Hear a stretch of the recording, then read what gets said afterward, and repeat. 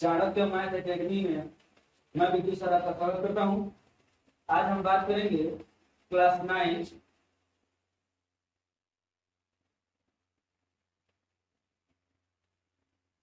Chapter 1 जिसका पहला अध्याय है संख्या पद्धति।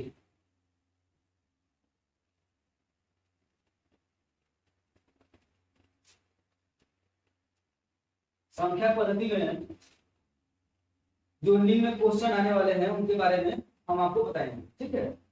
वो बताने के पहले इनमें कुछ ऐसे महत्वपूर्ण टॉपिक हैं, उन टॉपिक के बारे में लिखिए जो उसमें दिए गए हैं। पहला है सम संख्या।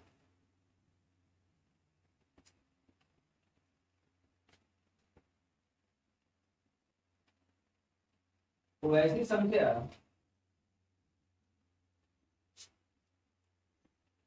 जो 2 से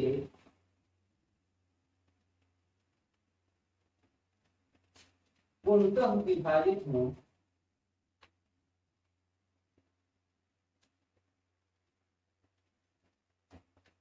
उसे सम संख्या कहते हैं।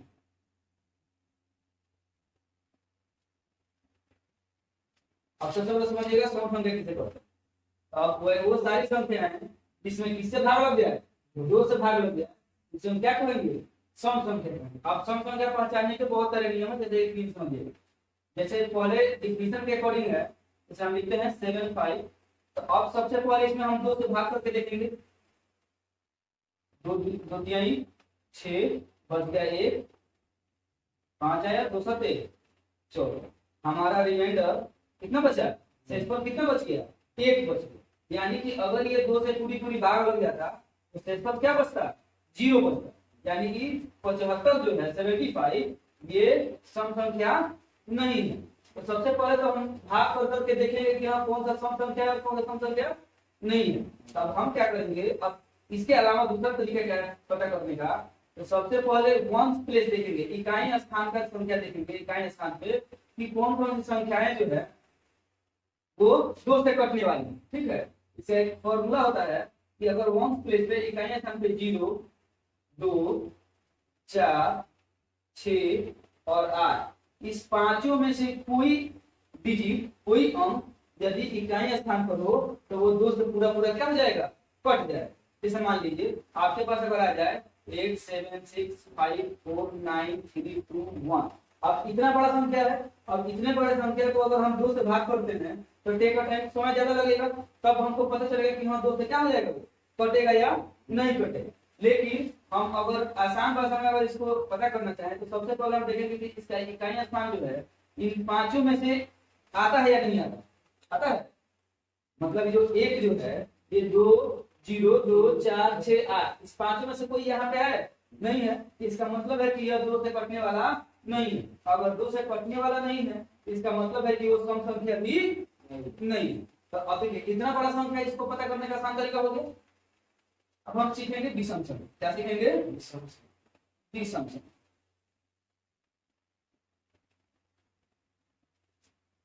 लिखेंगे वैसी संख्या जो 2 से अपूर्णता का मतलब होता है पूरी तरह से। पूर्णता का मतलब क्या होता है, पूरी तरह से।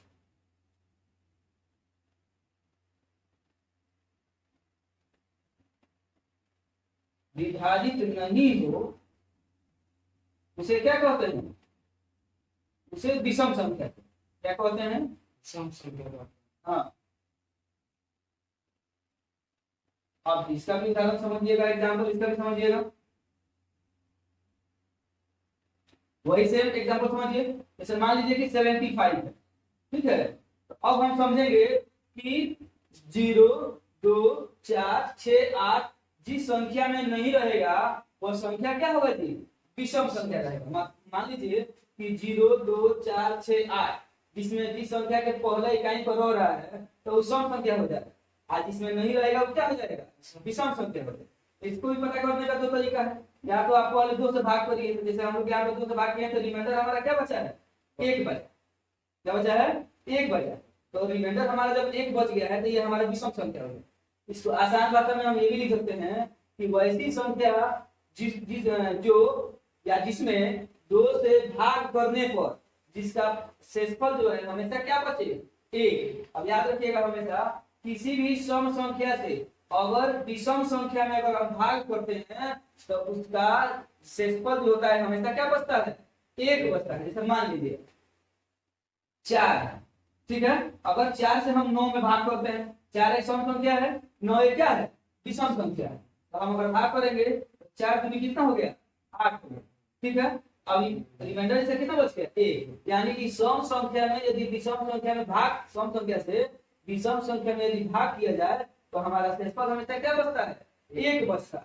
तो आप ये भी लिख सकते हैं कि वैसी संख्या जिसमें 2 से भाग करने पर प्रत्येक दशा में क्या बचे, 1 बचे, उसे हम क्या कहेंगे, विषम संख्या कहेंगे। अगर भाग करना होगा तो, अगर भाग नहीं करना होगा तो आप डायरेक्ट लिखिएगा कि वैसी संख्या जिसके इकाई स्थान पर 0, 2, 4, 6 और 8 नहीं आता हो, उसे हम क्या कहेंगे, विषम संख्या कहेंगे। इसको नोट करिए, नोट करिएगा, नोट करिए।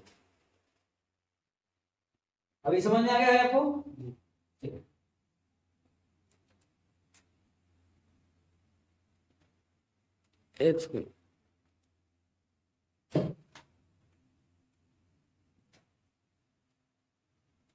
और हम इसका दूसरा लिखेंगे, क्या लिखेंगे, प्राकृत संख्या। हाँ, इसको इंग्लिश में कहते हैं हम नेचुरल नंबर, ठीक है। अब लिखेंगे, अब इसका डिफिनेशन होता है कि गिनती की संख्या को प्राकृत संख्या कहते हैं। अब जैसे इसका एग्जांपल समझ जाइए। अब गिनती की संख्या है तो आप कहां से काउंट करना शुरू करते हैं, 1 से, ठीक है। अब ये प्राकृत संख्या है, 0 से जब काउंट करिएगा तो वो दूसरा कुछ कहलाता है। अब वो बताएंगे क्या कहलाता है। जब प्राकृत संख्या में है तो 1 से शुरू होता है, 1, 2, 3, 4 और ये इनडिफिनिट है। कहां तक है जी, इनडिफिनिट है, ठीक है। इसका कोई सीमा, कोई अंत नहीं। ये आपको लाख, करोड़, अरब, खरब आगे तक ये जा सकता है। और प्राकृत संख्या हो गया। अब हम आपको सिखा रहे हैं अभाज्य संख्या। अभाज्य संख्या जिसको इंग्लिश में हम कहते हैं प्राइम नंबर। क्या कहते हैं, प्राइम नंबर। अब इसका डिफिनेशन होता है कि वैसी संख्या जो एक और खुद के अलावा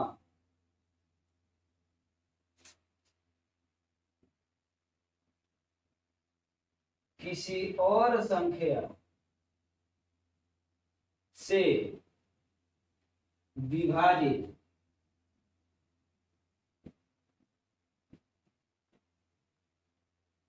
नहीं हो, उसे क्या कहेंगे,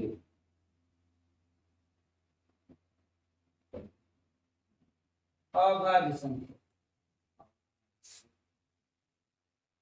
ठीक है। इसको इंग्लिश में कहते हैं a number whose divisible by one and itself। माने खुद के अलावा का मतलब हो गया one and itself। itself का मतलब हो गया खुद के अलावा। एक कौन हो गया, one। यानी कि a number whose divisible by one and itself is called prime number, यानी कि आभाज्य संख्या। वैसी संख्या जो एक और खुद के अलावा किसी और संख्या से विभाजित नहीं, भाग नहीं लगे, उसे क्या कहेंगे, अभाज्य संख्या। जिससे समझिएगा एग्जांपल में 2 हो गया। अब 2 किस किस से कटेगा, एक तो एक के पहला टेबल में आएगा और दूसरा किसके टेबल में आएगा, 2 के टेबल में आएगा, 2 के टेबल में आएगा। अब बहुत ऐसे बच्चों का होता है कि सर 1 जो है वो आभाज्य संख्या की नहीं है। ठीक है, तो अब कहने का मतलब है कि आपका डेफिनेशन ये बोल रहा है कि एक से तो कटे ही कटे, लेकिन खुद से भी कटे। ठीक है, तो ये तो संख्या ऑलरेडी क्या है जी, 1 है, तब यहाँ हम तो 1 से कटाएंगे। अब दूसरी संख्या क्या रखेंगे, तो दूसरी संख्या भी हम क्या यहाँ पे रख रहे हैं 1, तो दोनों तो एक ही हो, एक ही डिजिट हो गया, इसीलिए 1 जो है हमारा नहीं है, प्राइम नंबर नहीं है। ठीक है, अब हम यहाँ पे रखेंगे 3, तब ये कटेगा, 1 से कटेगा और किससे कटेगा, 3 से कटेगा। ठीक है, अब यहाँ पे हम रखेंगे क्या 4, तो अब ये 1 से कटेगा, 2 से कटेगा और किससे कटेगा, 4 से कटेगा। तब यहाँ पे ध्यान देने वाली बात है कि देखिए 1 एंड इटसेल्फ, यानी कि एक और खुद के अलावा किसी और संख्या से लिए कट रहा है, कट रहा है, इसका मतलब है कि यह एक प्राइम नंबर यानी कि अभाज्य संख्या नहीं है। ठीक है, ये 1 2 प्राइम नंबर है, अभाज्य संख्या है, और 1 3 क्या है, अभाज्य संख्या। इसको नोट करिए, इसका अर्थ क्या हो गया, समझ आ गया है।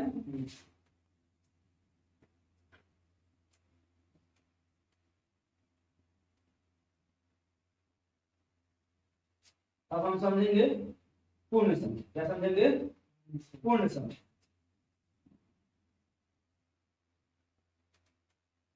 पूर्ण संख्या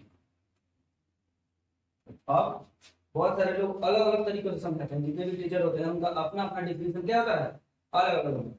लेकिन याद करने के लिए आप डायरेक्ट लिख सकते हैं, या समझने के लिए कि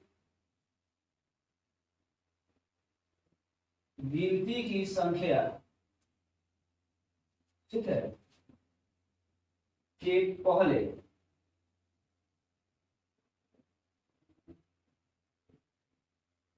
शून्य शामिल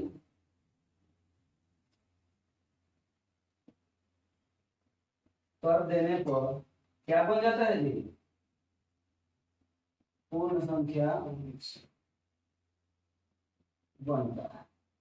ठीक है, अब कितना लोग यहाँ पे क्या कहता है कि प्राकृत संख्या, क्या कहेगा कि प्राकृत संख्या में शून्य शामिल कर देने पर क्या बन जाता है, पूर्ण संख्या। ठीक है, लेकिन आप याद करने के लिए लिख सकते हैं कि गिनती की संख्या के पहले क्या लगा दीजिएगा, शून्य शामिल कर दीजिएगा। जैसे मान लीजिए एग्जांपल देखिए, जैसे हम लिखते हैं 1 2 3 4 5 डैश डैश डैश क्या इंफिनिटी। तो जो ये हम लिखते हैं 1 2 3 4 5, तो ये तो अभी हम बताए हुए हैं, इसे क्या कहते हैं, प्राकृत संख्या। क्या कहते हैं, प्राकृत संख्या। लेकिन अब इसी संख्या के पहले हम यहाँ पे क्या लगा देंगे, 0, तो अभी क्या हो जाएगा, पूर्ण संख्या। क्या हो गया, पूर्ण संख्या। अब हम यहाँ पे समझेंगे पूर्णांक संख्या। पूर्णांक, पूर्णांक, ठीक है। पूर्णांक संख्या में क्या होता है, जैसे पूर्णांक में 2 होते हैं, एक होता है ऋणात्मक और एक होता है क्या, धनात्मक। क्या होता है, जैसे आप बैटरी हो या कोई भी चीज देखते हैं तो उसमें एक प्लस का होता है और एक माइनस का होता है। तो जो प्लस का होता है उसे हम पॉजिटिव कहते हैं, धनात्मक कहते हैं, और जो माइनस का चिन्ह लगा होता है उसे हम क्या कहते हैं, ऋण कहते हैं। ठीक है, उसको इंग्लिश में कहते हैं निगेटिव। क्या कहते हैं, निगेटिव। अब यहाँ पे लिखेंगे धनात्मक और, ठीक है, ऋणात्मक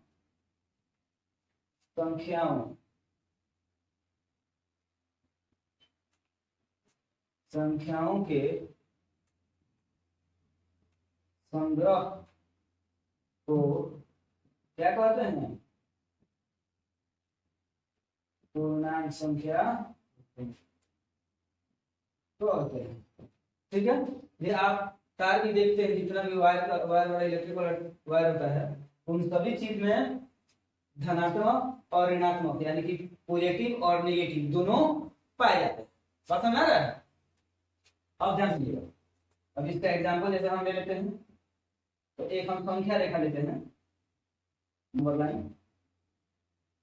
बीचों बीच हमने क्या किया, 0 डाला, ये 1 2 3 4 -, ये -1 -2 -3 क्या इंफिनिटी।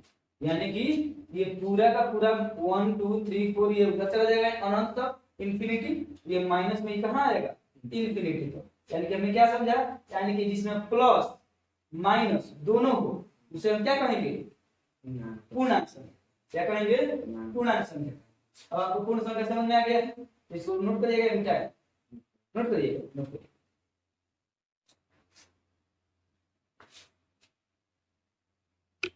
हो गया? समझ में आ गया ये? आप समझिए, इसको हम छोड़ रहे हैं अभी, क्योंकि अभी हम आपको समझाएंगे परिमेय संख्या क्या है। तो जब तक ये सामने आपके नहीं रहेगा तो आपको समझ में नहीं आए, इसलिए इसको हम मिटा नहीं रहे हैं। पहले यार ऊपर वाला मिटा, आप समझिएगा कैसे। हम यहाँ पे लिखते हैं क्या? परिमेय संख्या। कौन संख्या? परिमेय संख्या। परिमेय संख्या, ठीक है। अब आसान भाषा में समझिए, परिमेय संख्या का डिफिनेशन लिखने से पहले, कि जिसको हम भिन्न में लिख सकते हैं। भिन्न का मतलब होता है जिसको हम बाटा में लिख सकते हैं। कैसे भी लिख सकते हैं? बाटा में। जैसे 5 4 2 1 9, ये सब बाटा में है, तो ये सारे कैसा क्या है? परिमेय संख्या। तरह क्या है? परिमेय संख्या। हम लिखेंगे यहाँ पे वैश्विक संख्या जिसे हम P/Q के रूप में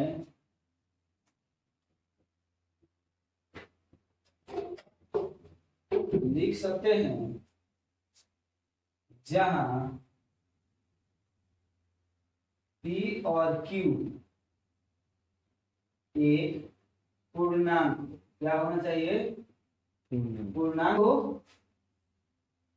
और Q 0 के बराबर नहीं होना चाहिए।